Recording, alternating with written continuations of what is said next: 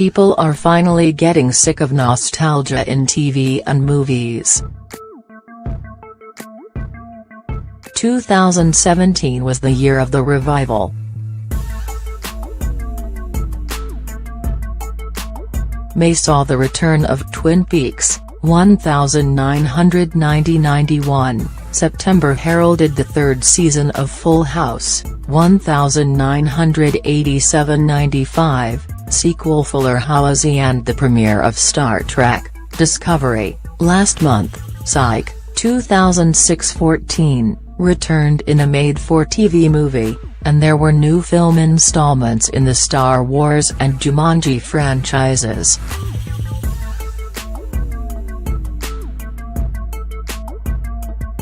In 2018, viewers can expect new episodes of The X-Files 1993–2002, A Roseanne, 1988–97, reboot, a new season of Arrested Development, 2003–06, and the return of The Office, 2005–13.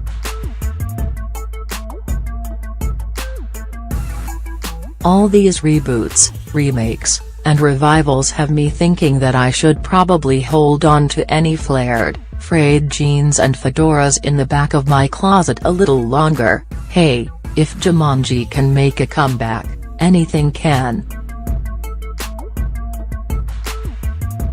Indeed, nostalgia is powerful. It makes high school seem fun, brings exes together, and spawns more Jumanji movies. Sorry, I can't get over it. The intellectual properties that had new life breathed into them in the last year are classics, and I certainly understand why studios would be interested in bringing them back. Nostalgia sells, and many of these franchises have large fan bases ready to line up for more. Add the potential for bringing in new viewers, and it seems like anything possessing a nostalgia factor is a guaranteed instant success. But after the nostalgia buzz wears off, most fans are left hugely disappointed in a revival. Rotten Tomatoes has determined that only 49% of the audience positively reviewed Star Wars: The Last Jedi. Many fans say it's ruined the franchise forever by ignoring continuity, decimating Luke Skywalker's character, and mocking the Jedi legacy.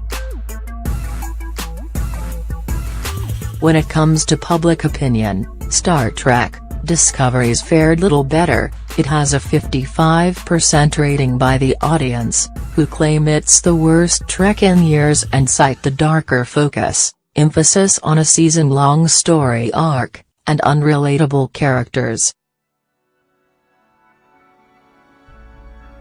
And audience opinion has rubbed up against that of the critics, as reviews of The Last Jedi and Discovery have proved overwhelmingly positive, 90% and 82% on RT, respectively.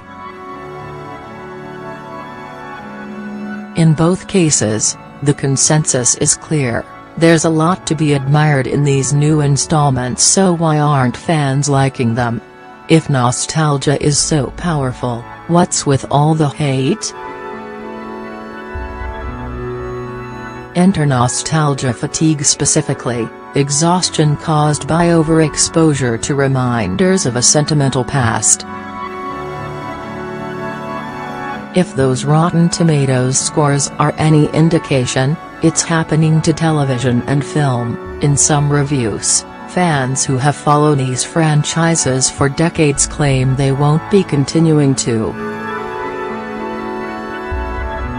Amidst all the cries of "they ruined it and everything's changed," a few questions plague my mind. Could it be audiences have finally had too much of a good thing? Is this insistence on bringing back old media television doing more harm than good for these beloved franchises? Nostalgia is comforting because it's familiar, and fans looking for the nostalgic factor don't want things to change, but when a series is revived, the new episodes can't engage with modern audiences without evolving. By extension, change often makes people upset, as audiences can feel like they've lost something close to them. Luke Skywalker's arc in The Last Jedi is a perfect example. In the original trilogy he was moralistic, idealistic, and romanticizing the Jedi Order.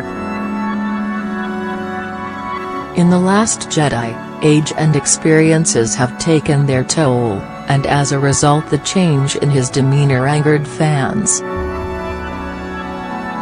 It was a necessary change. Continuing to possess a blind idealism would have seemed strange and potentially could have weakened the film's quality, which would have also likely upset fans. It's a lose-lose situation.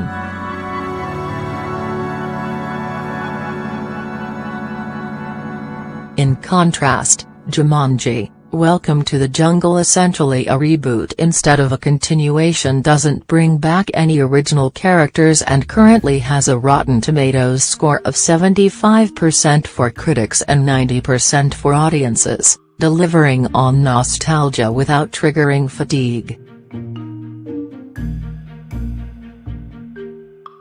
Of course, another probable reason why Jumanji has been more popular among audiences than the new installments of Star Trek and Star Wars is because the stakes are lower. The fans of the latter two franchises are opinionated and devout, but such a fan base doesn't exist for Jumanji. Fans of larger franchises possess such dedication to that, arguably, there's no reasonable hope for any new installments to meet their expectations. Nostalgia can act as the ultimate comfort food. No matter how much changes in your life, you can always go back to the Enterprise, or a galaxy far, far away, and finding those places have remained unchanged can be comforting.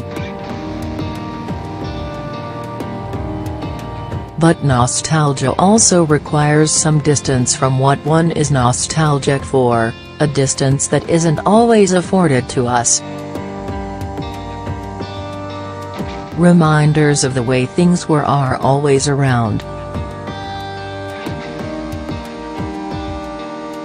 And therein lies the problem with nostalgia culture. While nostalgia can be comforting, an abundance of revivals over a relatively short period of time can ultimately leave audiences more fatigued than revived.